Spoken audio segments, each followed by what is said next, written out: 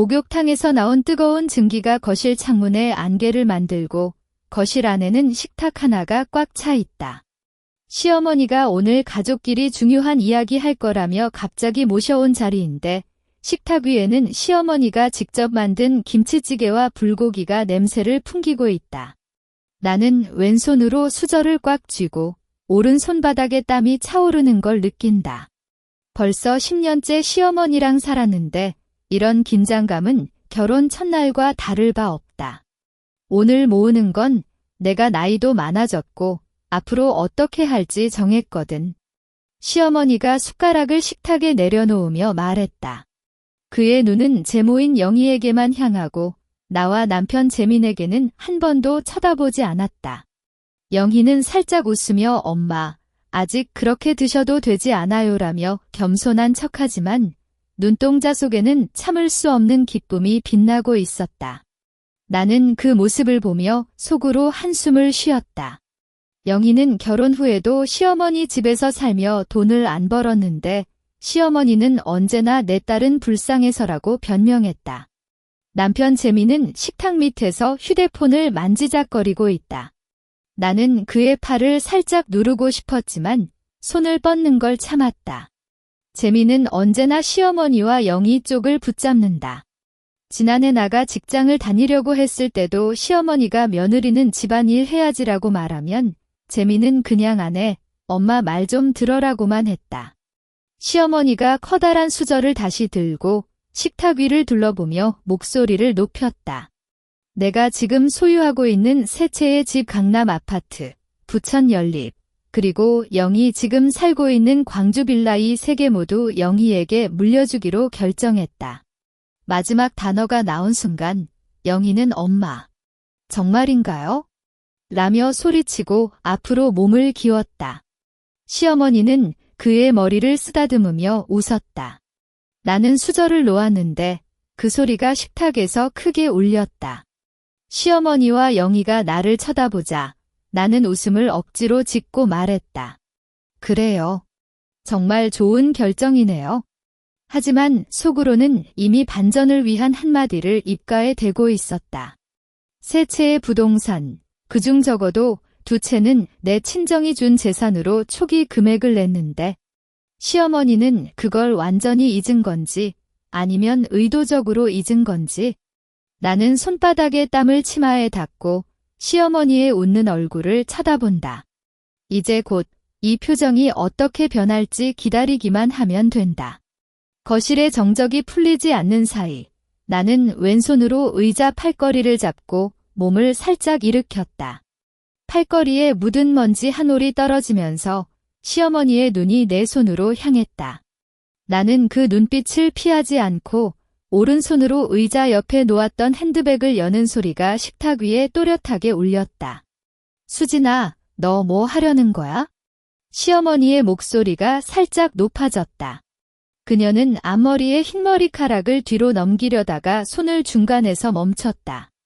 나는 핸드백 안 깊은 곳에 넣어둔 검은색 비닐봉지를 꺼냈다.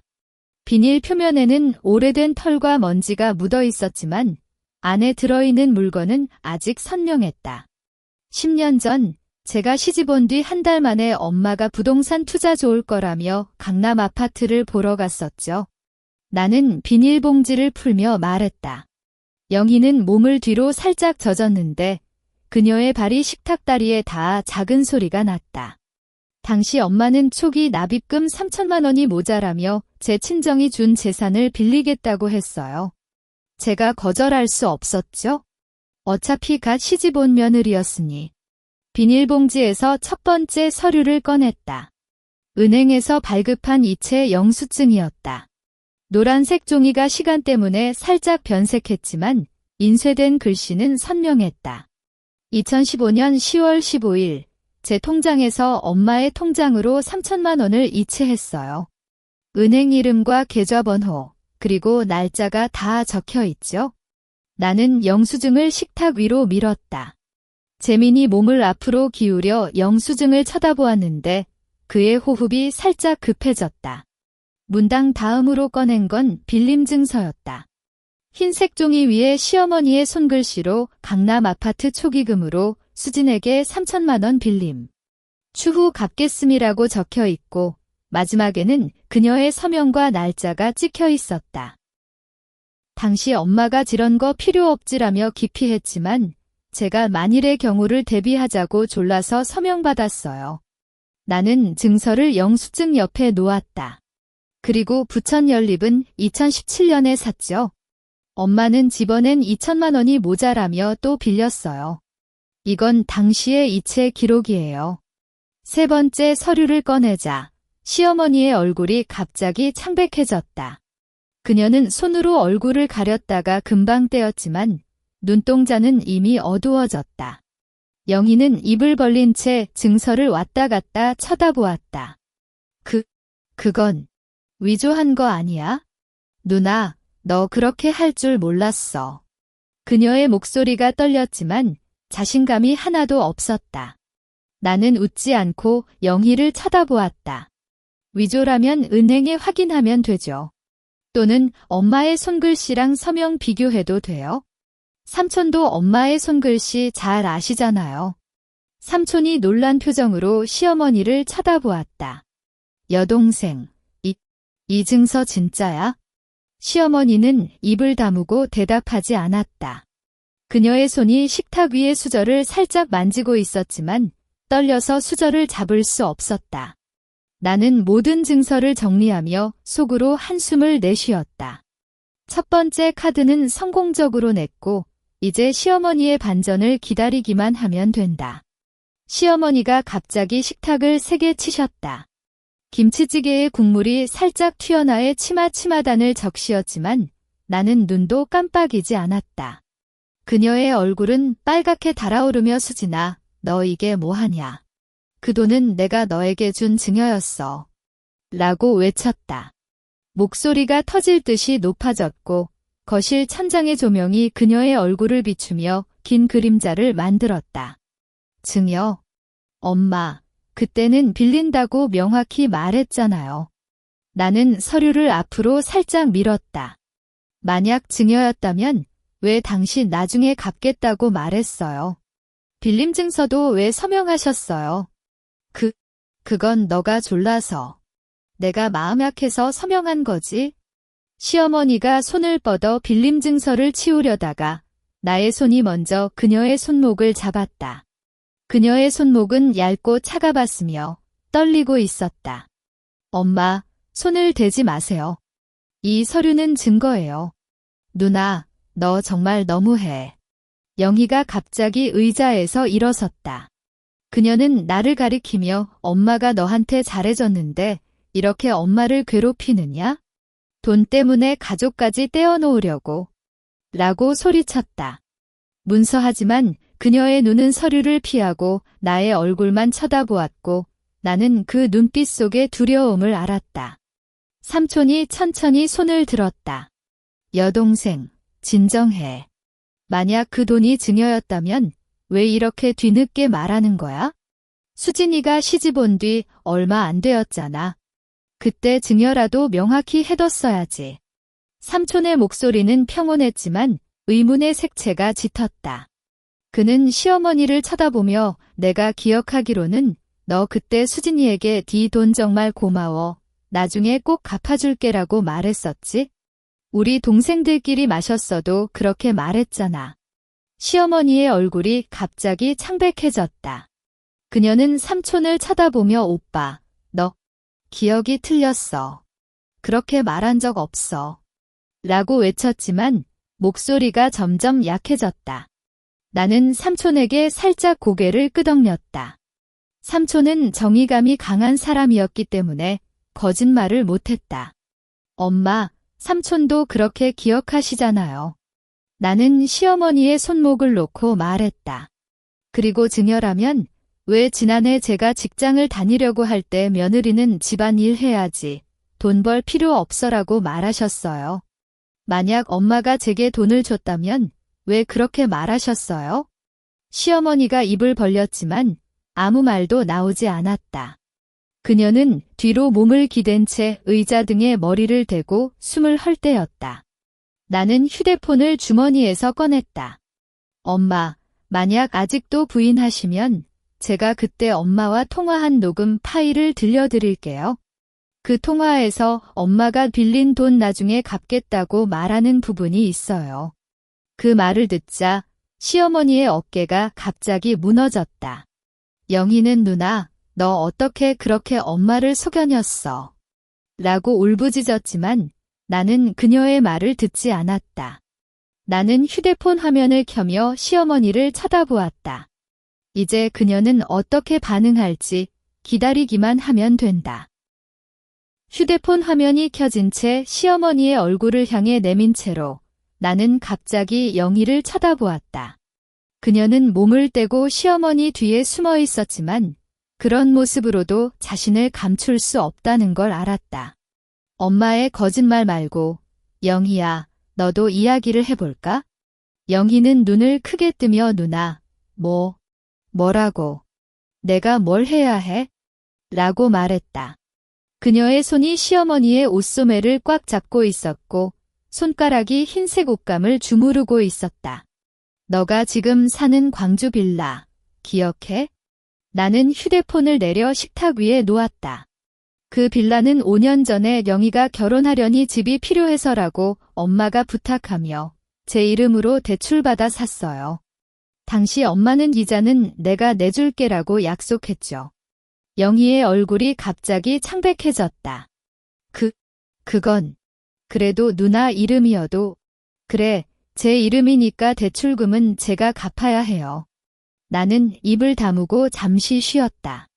하지만 엄마는 작년부터 이자를 안 내기 시작했어요. 지금까지 3개월째 이자 연체 상태예요. 은행에서 매주 추심 전화를 걸어오고 작년에선 서류도 보내왔죠. 나는 휴대폰에서 은행 추심 메시지 스크린샷을 보여주었다. 이거 보세요. 대출자는 김수진이라고 적혀 있고 연체 금액과 이자율이 명확히 나와 있어요. 아니야. 그렇지 않아. 영희가 소리치며 뒤로 물러났다. 엄마가 이자를 내주고 있었어. 누나가 거짓말하려고. 그럼 왜 은행에서 제게 추심 통지를 보내는 거야? 나는 목소리를 살짝 높였다. 영희, 너도 이자 안 나온 거 알지? 너의 통장에서 한 번도 이자 관련 이체 내역이 없잖아. 제가 너의 통장 기록까지 확인했어요. 사실 전에 영희가 휴대폰을 깜빡 잊어두었을 때 우연히 본 건데 이때 그 증거가 딱 맞아떨어졌다. 여동생, 이게 진짜야? 삼촌이 다시 말을 꺼냈다. 그의 눈은 시어머니를 향했지만 말은 영희에게 나갔다. 영희, 너 아무리 어려워도 이자라도 제때 내야지. 수진이 이름으로 대출했잖아. 그럼 수진이가 신용도 떨어지고 심하면 법적 문제까지 생길 수 있어. 삼촌 부인도 살짝 끼어들었다. 그래 말이야. 수진이도 애써 살고 있는데 이런 짓을 해서는 안 되잖아. 영희야, 너도 어른이 됐으니 책임감 좀 가져야 해. 영희는 눈물을 글썽이며 엄마가 말해줘. 이자가 내려갔잖아. 라고 시어머니에게 소리쳤다. 하지만 시어머니는 고개를 숙인 채 아무 말도 하지 않았다. 그녀의 어깨가 처지고 손이 계속 떨리고 있었다. 나는 영희를 쳐다보며 말했다. 영희, 너가 사는 빌라도 제 이름으로 되어 있고 대출도 제가 책임지고 있어? 그런데 엄마는 이걸 아무도 모르게 숨기고 오늘은 세 채 모두 너에게 물려주겠다고 말했어. 너 생각해 이게 맞아?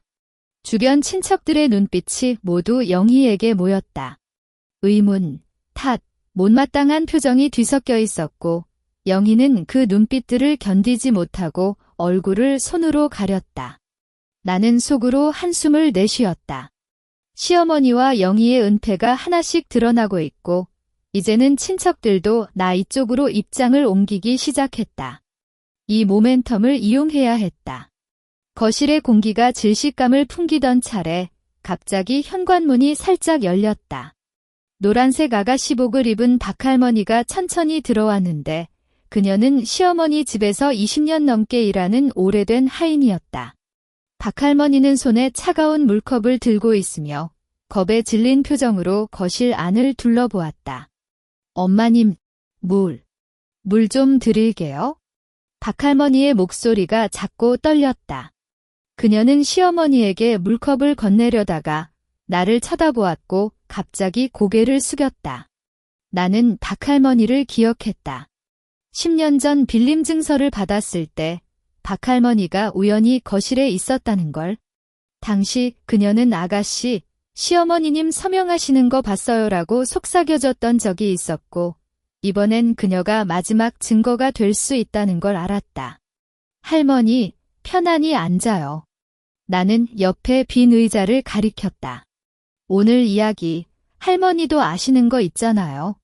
제대로 말해주세요. 박할머니는 몸을 떨며 의자에 앉았다. 시어머니가 갑자기 목소리를 높여 할머니, 너 그냥 물만 내놓고 가. 라고 외쳤지만 박할머니는 고개를 떨렸다. 엄마님, 제가 마음이 불편해서 못 가요. 그녀는 두 손을 마주잡고 깊게 숨을 들였다.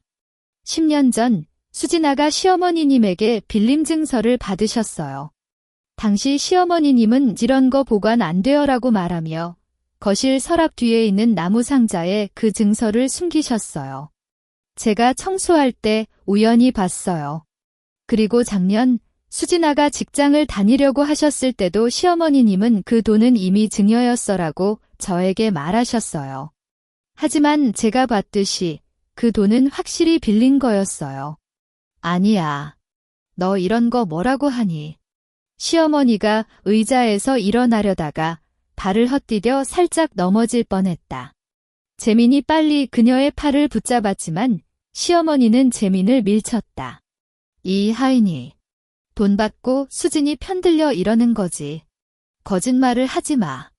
아니에요, 엄마님. 박할머니가 눈물을 글썽이며 소리쳤다. 제가 거짓말 안 해요. 서랍 뒤 나무 상자에 증서가 있었어요. 그리고 영희아가 지금 사는 광주 빌라, 대출을 수진아 이름으로 받았을 때도 시어머니님은 누가 알아? 수진이가 책임지면 되지라고 말하셨어요. 제가 계속 참고 있었는데 오늘 이렇게 되니 더 이상 참을 수 없어요. 박할머니의 말이 끝나는 순간 거실은 다시 한번 죽은 듯한 정적이 뒤덮였다. 삼촌은 깊은 한숨을 내쉬며 시어머니를 쳐다보았고 삼촌 부인은 고개를 끄덕이며 이제야 다 이해되네라고 속삭였다. 친척들의 눈빛은 이제 시어머니에게만 집중되었고 그 속에는 믿을 수 없다는 표정과 탓이 섞여 있었다. 시어머니는 팔을 두드러지게 떨리고 있었다.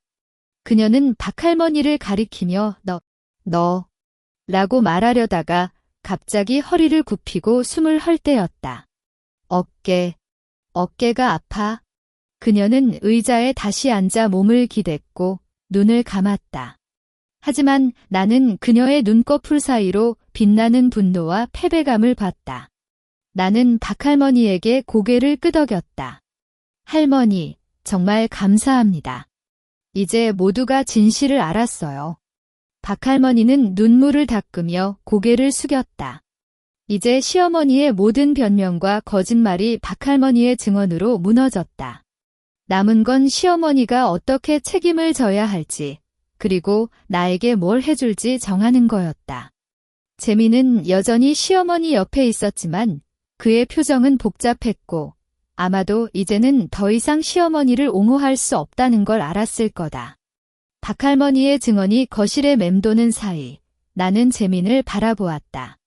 문석 그가 여전히 시어머니 옆에 붙어 있고 두 손을 앞에서 만지작거리며 발을 뒤뚱거리고 있었다. 10년 동안 함께 살았지만 이제야 그가 정말로 누구를 선택할지 보는 순간이 왔다. 재민, 너 이제 말해봐. 나는 목소리를 평온하게 유지했다. 제가 제시한 증거 은행 이체 기록, 빌림 증서, 통화 녹음, 그리고 박할머니의 증언. 이 모든 게 거짓이라고 생각해? 아니면 시어머니와 영희의 말이 더 진실이라고 믿어? 재민은 고개를 떨구고 있었다. 그의 머리카락이 앞으로 쓰러져 얼굴을 가리고 목소리가 작게 나왔다. 수진아, 이게 너무 갑작스러워. 엄마도 영희도 가족인데. 가족이라서 뭐해? 나는 한 발 앞으로 나아갔다. 가족이라는 이름으로 제 돈을 훔치고 제 이름으로 대출을 걸고 제 미래를 망치는 거야? 이게 가족이 해야 할 일이야? 삼촌이 재민에게 말을 걸었다. 재민아, 이제 더 이상 모른 척 할 순 없다. 수진이가 제시한 증거가 너무 명확해. 너는 수진이의 남편이자 엄마의 아들이다. 하지만 정의를 따라가야지. 혼란스럽게 말고 명확히 선택해. 그렇지만 엄마는 재민이 고개를 살짝 들었다. 그의 눈은 시어머니를 쳐다보았지만 시어머니는 여전히 눈을 감고 어깨를 쳐들고 있었다. 엄마가 나를 키웠고 아무리 해도 어머니잖아. 어머니라고 해서 모든 게 합법적이지 않아, 재민아. 삼촌 부인이 끼어들었다. 수진이도 너의 아내고 10년 동안 내 곁에서 함께 살았잖아. 그녀가 겪은 상처를 봐.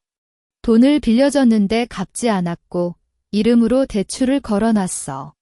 이런 걸 참아낸 건 쉽지 않아. 나는 재민의 눈을 직접 바라보았다. 재민, 너는 제가 어떻게 10년을 살았는지 알잖아. 시어머니의 부당한 대우, 영희의 시기심, 그리고 너의 무관심. 제가 참은 건 너를 위해, 이 가정을 위해서였다. 하지만 이제는 못 참아. 너가 나를 믿지 않는다면 이 결혼도 이 가정도 더 이상 필요 없어.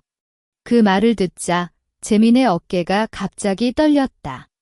그는 마침내 고개를 들고 나를 쳐다보았지만 눈빛은 여전히 혼란스러웠다. 수진아, 나는 너를 믿고 싶어. 하지만 엄마에게 뭐, 책임감이 느껴져. 나는 냉소했다.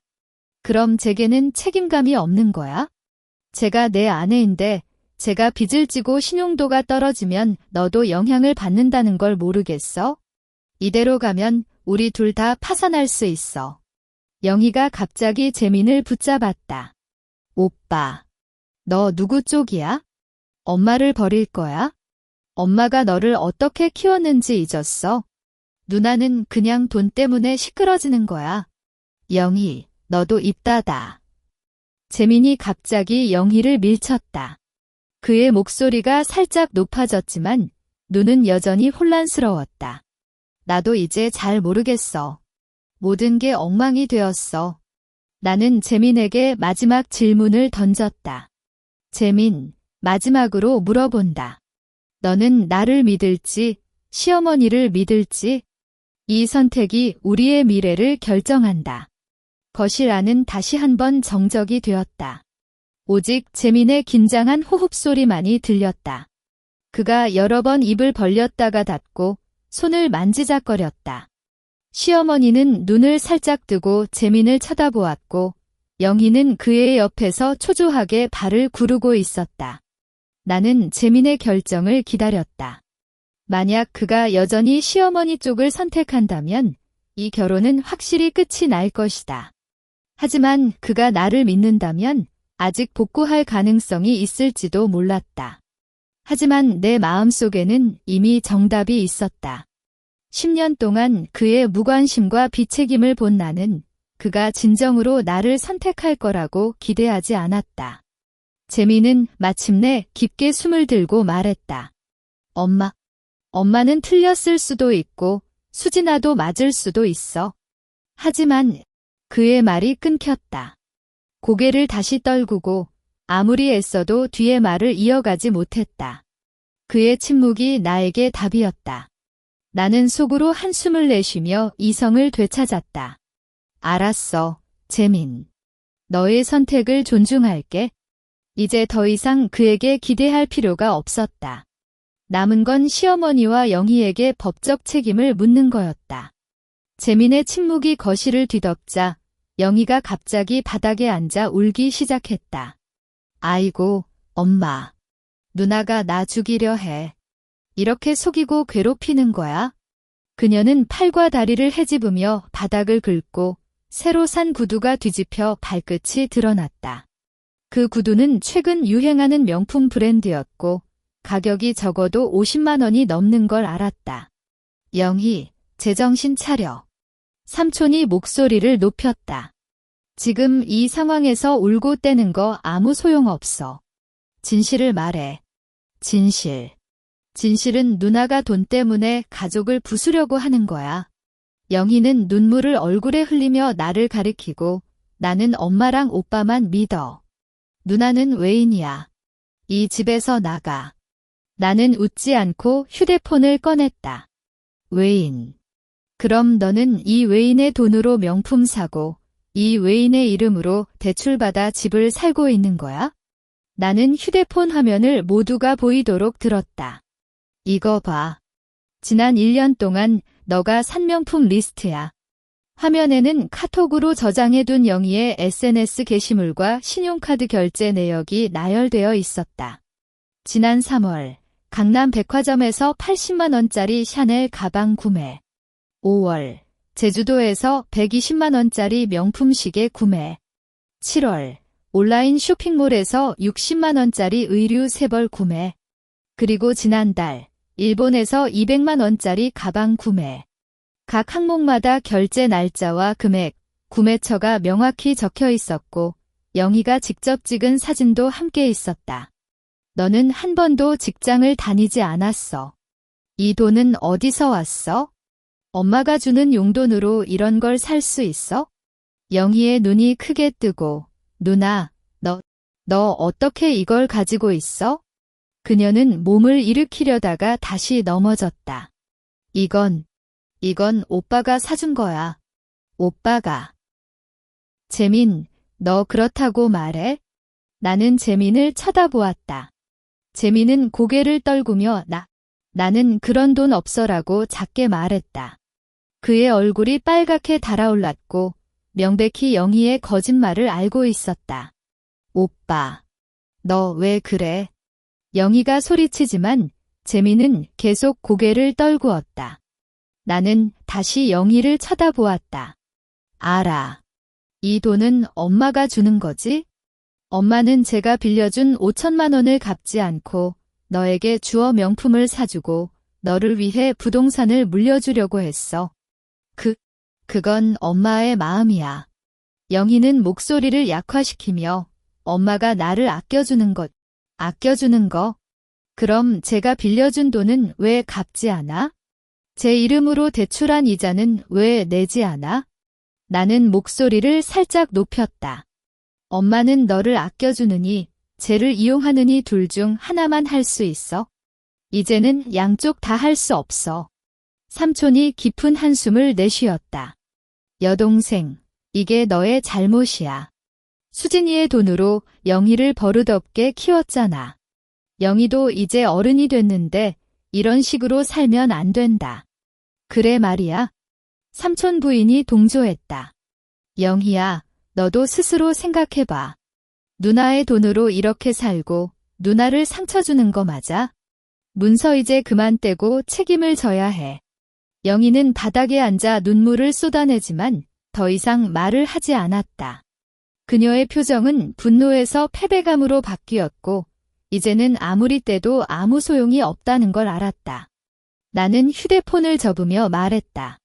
영희, 너의 속임수와 엄마의 거짓말은 이제 모두 끝났어. 이제는 너희가 내게 빚진 걸 갚아야 할 시간이 왔어. 거실 안에는 영희의 울음소리만이 들렸지만 이제 그 울음소리는 아무도 동정하지 않았다. 친척들의 눈빛은 영희와 시어머니에게 더 이상 온정을 보이지 않았고 모두 나의 이야기를 믿는 모습이었다. 이제는 마지막 단계, 법적 경고를 할 시간이었다. 영희의 울음소리가 여전히 거실에 맴돌지만 나는 더 이상 그녀를 쳐다보지 않았다. 휴대폰을 꺼내 미리 저장해 둔 변호사님의 번호를 누르고 통화 버튼을 눌렀다. 전화 연결음이 3355 울리자 시어머니가 갑자기 눈을 크게 뜨고 나를 쳐다보았다. 수진아, 너 뭐 하려는 거야? 시어머니의 목소리가 긴장했지만 아까의 분노는 사라지고 두려움이 남아 있었다. 변호사님께 전화하는 거예요. 나는 통화 연결을 기다리며 평온하게 말했다. 제가 빌려준 5천만 원과 제 이름으로 대출받은 광주 빌라의 소유권 문제, 또한 셋째 부동산의 초기 납입금 관련해서 법적 조언을 구할 거예요. 필요하다면 소송도 제기하겠어요. 소송. 시어머니가 갑자기 의자에서 일어났다. 그녀의 얼굴은 여전히 창백하지만 눈동자는 빨갛게 충혈되었다. 수진아, 너 정말 그럴 거야? 가족끼리 소송까지 걸겠어? 우리 가족의 명예가 망가질 거 알지? 명예. 엄마가 제 돈을 훔치고 제 이름으로 대출을 걸었을 때 가족의 명예는 어디 갔어요? 전화가 연결되는 순간 나는 시어머니의 말을 가로챘다. 안녕하세요, 김 변호사님. 저 김수진인데 오늘 미리 연락드린 부동산 관련 사안인데요. 나는 변호사님에게 간결하게 상황을 설명했다. 10년 전 시어머니에게 빌려준 5천만 원과 관련 증거, 제 이름으로 대출받은 광주 빌라의 연체 상태, 또한 시어머니가 세 채의 부동산을 시동생에게 물려주려는 결정. 변호사님은 경청하다가 김씨, 제시하신 증거가 명확하다면 소유권 주장과 채권 추심 모두 유리할 겁니다. 부동산 초기 납입금을 낸 사실과 빌림 증거가 있다면 해당 금액에 비례한 소유권을 주장할 수도 있고 채권으로 갚지 않을 경우 강제 집행도 가능합니다. 광주 빌라의 경우는 대출자인 김씨 이름으로 되어 있으니 소유권을 우선적으로 확인할게요. 1시간 안에 관련 법률 상담 내용과 소송 절차를 메시지로 보내드릴게요. 라고 답변했다. 감사합니다. 변호사님. 필요하다면 즉시 소송 준비해주세요. 나는 통화를 끊고 휴대폰 화면을 시어머니에게 보였다. 엄마, 보세요. 변호사님도 제 주장이 합법적이라고 하셨어요. 이제 시간이 없어요. 소송이 시작되면 엄마는 빚을 갚아야 할 뿐만 아니라 법원 비용까지 부담해야 하고 심하면 부동산이 매각될 수도 있어요. 아니야, 그럴 수 없어. 시어머니가 갑자기 나에게 다가왔다. 그녀는 나의 팔을 꽉 잡았지만 이번엔 힘이 없었다. 수진아, 미안해. 그때는 정신이 없었어. 영희를 아끼는 마음에 문석을 해서 실수했어. 하지만 소송은 안 해. 절대로 안 해. 엄마, 이제 미안해로 끝나지 않아요. 나는 그녀의 손을 떼었다. 제가 10년 동안 참은 건 이제 법으로 해결하려는 거예요. 하지만 만약 엄마가 진심으로 후회하신다면 대안은 하나밖에 없어요. 삼촌이 시어머니에게 말을 걸었다.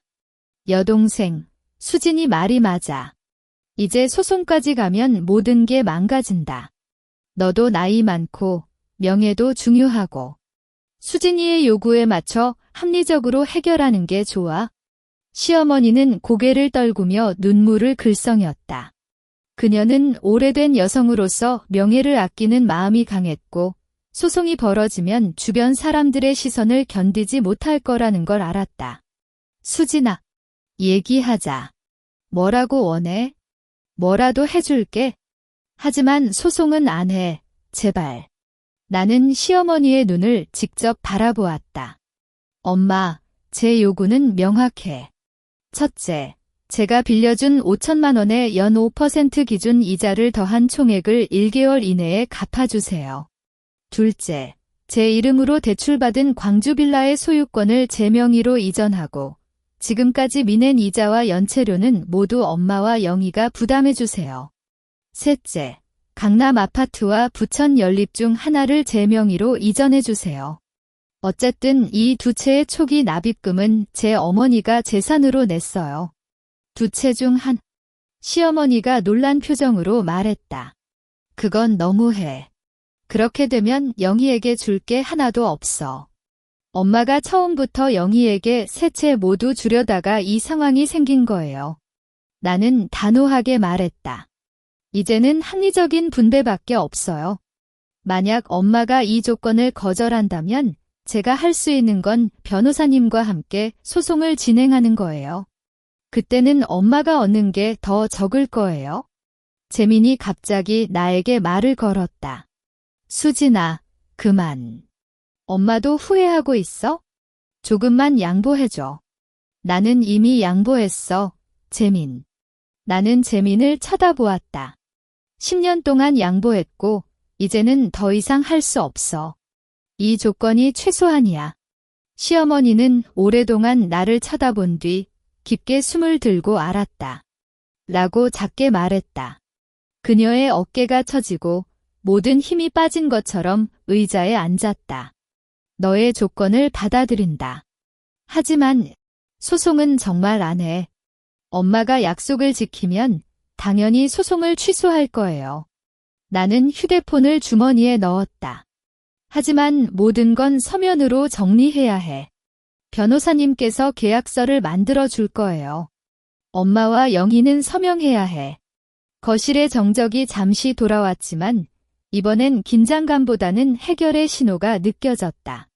시어머니는 눈을 감고 숨을 헐 때였고 영희는 바닥에 앉아 아무 말도 하지 않았다. 삼촌은 고개를 끄덕이며 이렇게 해결하는 게 맞아라고 속삭였다. 이제 법적 경고가 효과를 보았고 시어머니가 마침내 타협을 제안했다. 남은 건 서면 계약을 통해 모든 약속을 확정짓는 것뿐이었다. 시어머니의 알았다는 말이 거실에 떠다니자 삼촌이 먼저 일어나 좋아. 이제 서면으로 정리해야 해. 라고 말했다. 수진이가 제시한 조건 도천만 원 플러스 이자 상환, 광주 빌라 소유권 이전, 강남 아파트와 부천 연립 중 하나 이전 이 세 가지가 명확히 적힌 계약서를 만들고 모두 서명해야 해. 우리와 박할머니가 증인으로 서명하겠다.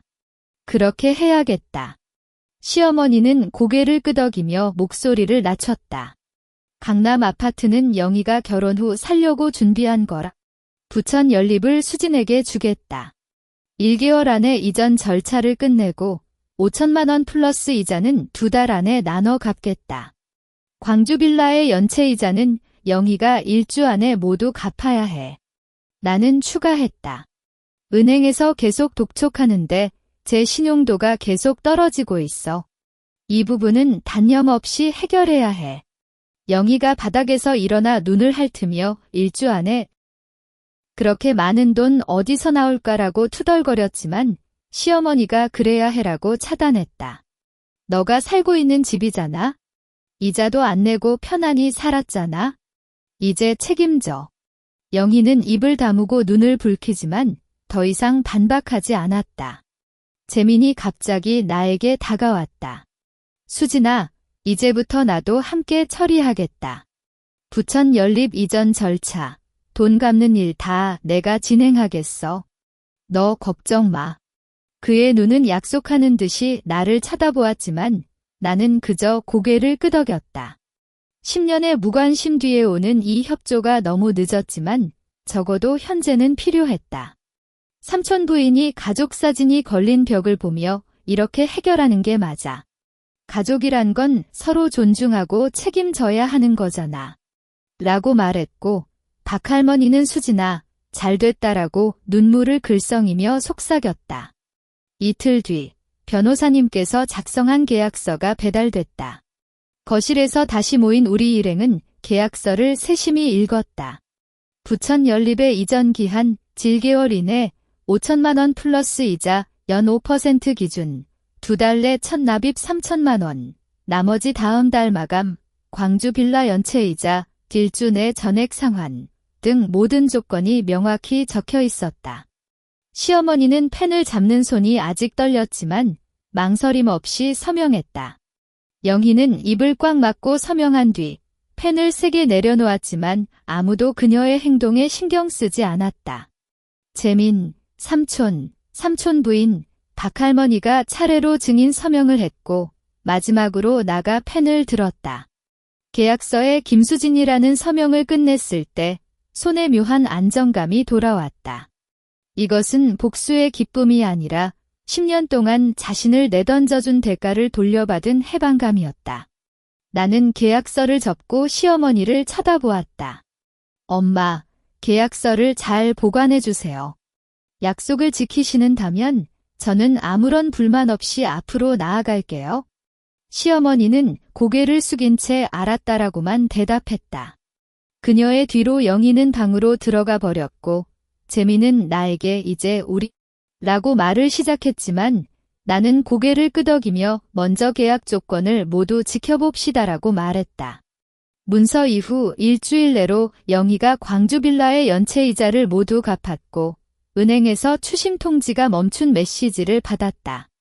한 달 뒤 부천 연립의 소유권 이전 절차도 순조롭게 끝났고 시어머니는 첫 차 3천만 원을 이체했다. 나는 통장 잔액을 확인하며 오랜만에 편안한 숨을 내쉬었다. 친척들과의 관계는 여전히 차분하지만 누구도 더 이상 나를 외인으로 취급하지 않았다.